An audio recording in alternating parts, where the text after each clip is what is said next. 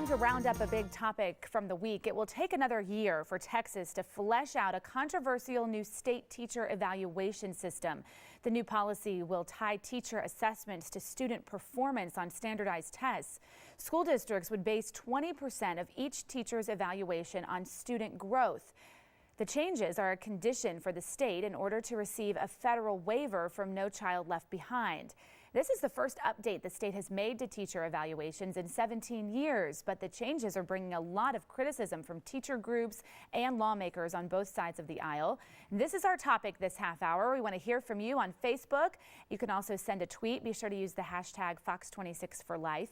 Joining us live in the newsroom, our legal analyst Chris Tritico, news analyst Mustafa Tamiz, and in the middle, public policy analyst Jackie Bally. All right, so is this a good idea or a bad idea? Well, let me start off with full disclosure every time we do a story on teachers. I represent the Houston Federation of Teachers and several statewide and local Harris County teachers unions, and so my opinions here may be a little bit jaded.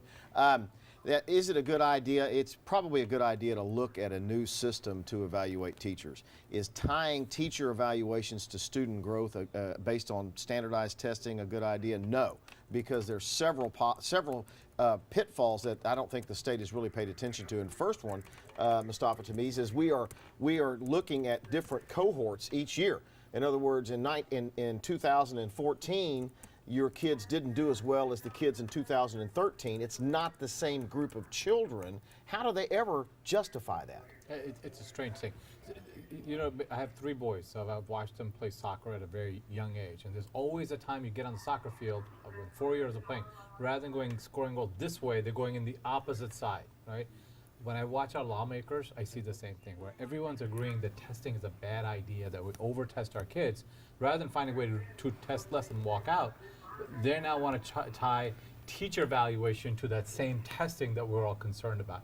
It's a bad idea, and I think we've got to move a different direction. Not all teachers, Jackie, have testing classes. And so what about an art teacher and a music teacher? How are we going to evaluate them? The good thing is that he is going to do this pilot program with around 70 different, he as in the commissioner of the education. Michael Williams. Michael Williams. So he's going to do this with a pilot program in 70 school districts.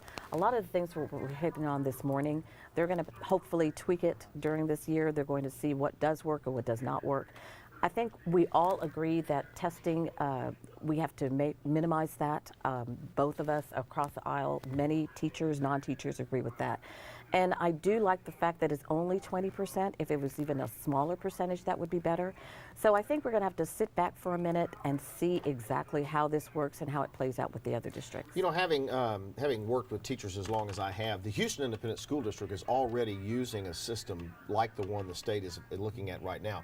And when we have issues with the evaluation process, HISD will not give us the backup documentation for us to challenge the evaluation, saying it's proprietary information. So how do you ever know what's going on?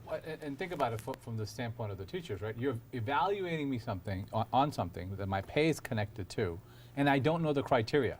Makes no sense. Right. Let me go to Sally. She's monitoring our social media. Yeah, let's take a look at our Twitter pages first, guys. Houston Public Media, their education Twitter feed here, is tweeting that teachers at Friendswood ISD and in Stafford will see student test scores as part of their evaluations already, even though this statewide plan has been delayed. And then let's take a look at our Facebook page over here.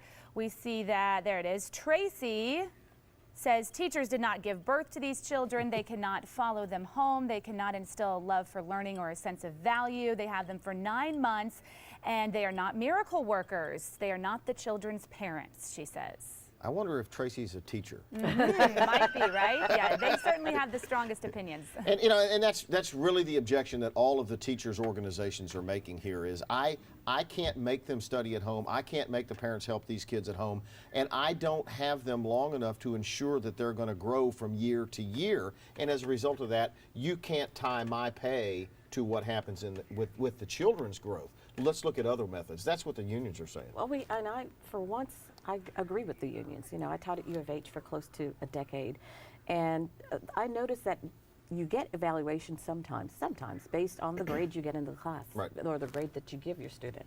So it needs to be if we're going to look at the testing scores, we also need to look at the portfolio, what skill sets have your students learned, what are the pass-fail rate. There are so many other factors that we had to combine with this and not just focus on what the criteria is or what the students are grading you. I know the commissioner and others are probably trying to get a sense of what's happening in the classroom, but having a large percentage tied to student evaluation is not the answer. So what is the answer? How do we evaluate the teachers effectively to ensure that they're getting done what needs to be done in the classroom? What's the answer? Well, first, we have to start looking at teachers differently as a society.